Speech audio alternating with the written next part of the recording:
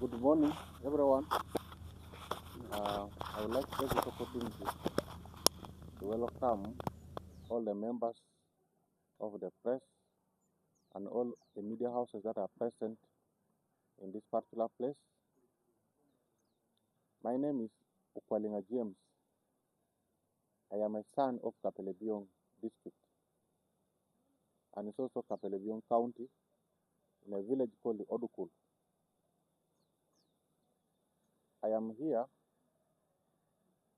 to give a message to the people of Kapelebyong and the entire Teso and Uganda at large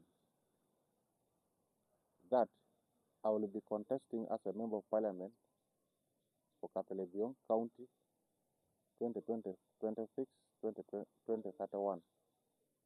I have already expressed my interest in the NRM ticket, and soon I will be going for nominations. My vision for Kapelebyong, or my aspirations for Kapelebyong,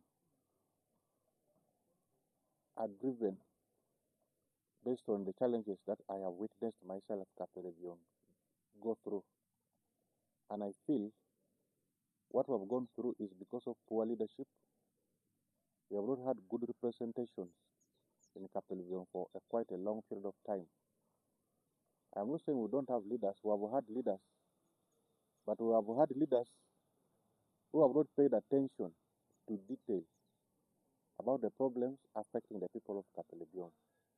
That's why I've decided to offer myself and say I might be the right leader that Kapelebyong requires to take them to another level. When you look at Kapelebyong itself in the context of Teso, Kapelebyong is one of the poorest districts we have in Teso. And yet, in terms of land, we have very vast land and fertile, which favors agriculture.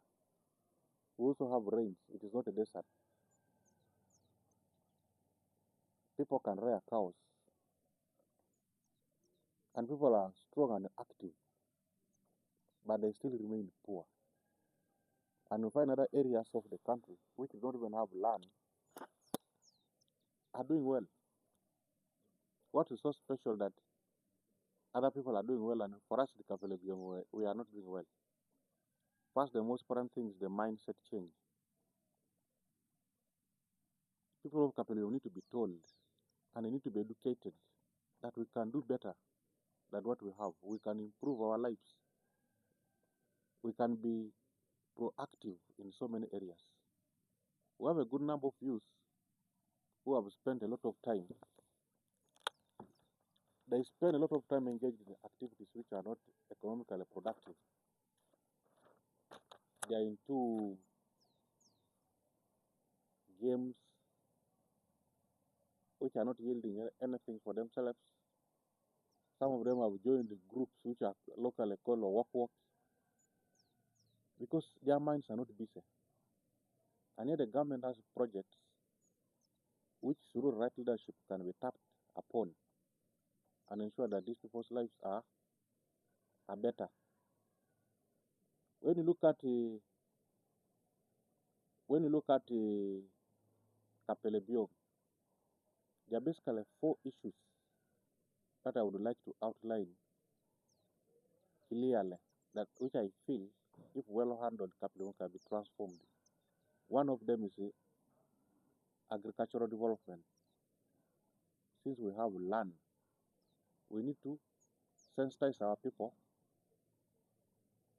We need to adopt modern ways of farming. And the government already has a project which favor that. We have the funds through the Microfinance Support Center. We have funds through Uganda Development Bank and other initiatives which the government has tried. Of recent, people were given money through Emioga and PDM. But when you look at how people have utilized that money, you realize the majority of people just took money to drink. It's only few who have put that money into right use. They even forget that this money is a loan. It's supposed to be paid back. But you see, if you have, like I said earlier, if you have a good mindset, if you have people who have a good mindset and believe in themselves, they can be helped to ensure that their land they have is well utilized in terms of modern farming. When they do modern farming, we should be able to guide them on what type of crops they should be concentrating on. We should be able to guide them on markets, better markets, and other things. When you look at education, every time results come out, we are among the worst performing districts in this country. In terms of education, we are not doing well. We are doing so poor. It's not because our children are not are dull. They are bright just like others. But we need to ensure that the teachers work hand in hand with the parents to ensure that children go to school and learning incentives are presented in our primary schools to make these people go through. Because you see, just like in a home, if you find a home where people are many and they have not gone to school, there is a way people behave. It's different from the home where people are many and they have gone to school. Even their level of reasoning and understanding differs. So if we can improve education in the Kapelebyong, it will be very easy to change the mindsets of the people. When you look at our healthcare, Kapelebyong has our healthcare is not so good. Our health facilities are not well equipped. Also, the facilities which are there, accessing them is a little bit of a challenge because the road network is so poor. Somebody is deep in a certain village, and for example, a woman wants to give birth in a little. A woman who wants to give birth deep down there in Okoboy. The only facility she can access is Kapelebyong town, Kapelebyong Health Center. The road network alone in Kapelebyong is a bit of a challenge. In fact, because of the poor road network we have, our health even becomes a threat. And also our security becomes a threat. One of the ways to handle insecurity in an area is mobility. If there is an attack here, a person from another direction should be able to access that place immediately. But if there is a problem and you can't even access where the problem has occurred, you find that the people who are causing that mayhem in that particular area, by the time you reach, they are done with what they wanted to do. It is one of the reasons why we have a lot of insecurity in Kapelebyong. It is because of the poor road network.